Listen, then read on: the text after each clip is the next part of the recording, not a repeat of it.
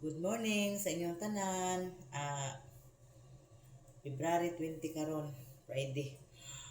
Mamuot ko ani atong mga kanang nay isig ka tawo ka vlogger ba kay kanang nay makuratan ko ba? Kuratan ko kay ingon series ko address ako ang wall bitaw. Niagi sa kong wall, sa wall na ko. Ingon sila nga Yolinda Augisio a winner. Kurat sad ko dayon ba? Sabi akong gidaugan.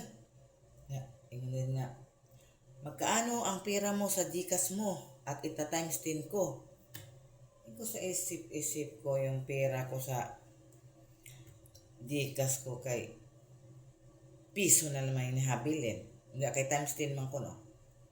Kung ibigay ko pa sa kanya yung yung piso nga naas akong Gcash, niya times 10 man. Niya pag nagpa-cash out uy kay 5 piso may bayad.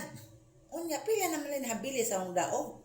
Basta sakit agang hinuon ni ani ni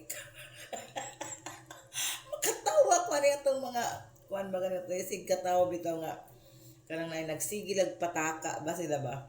Pataka sila og sa ila ra siguro ng kabuang ni na kaugalingon ba nga ilang kanang naigi kuas mga kapwa nila ba ilang nabuhi sila sa ingon ana. Ay mamuot ko ninyo oy ay gyud mo pag sigig pataka din ha kay makatawa ko sa inyo ha ba.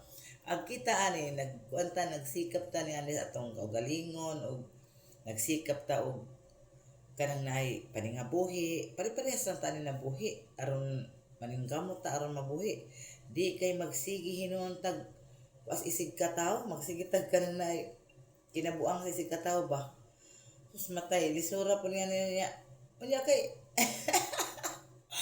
naunsa naman yung taon mo pag tarong mo ba adto mo din ang sige kinabuang aning isig ka tawo kay luoy basa pud taon ning uban nga naghangad basa pud in taon ning uban nga makakwarta unsaon man nato ni ani piso may habil tong kwarta anda times 10 man ka na unda 10 ay 10 piso unya kay 5 piso ang pa-cash out ay sus.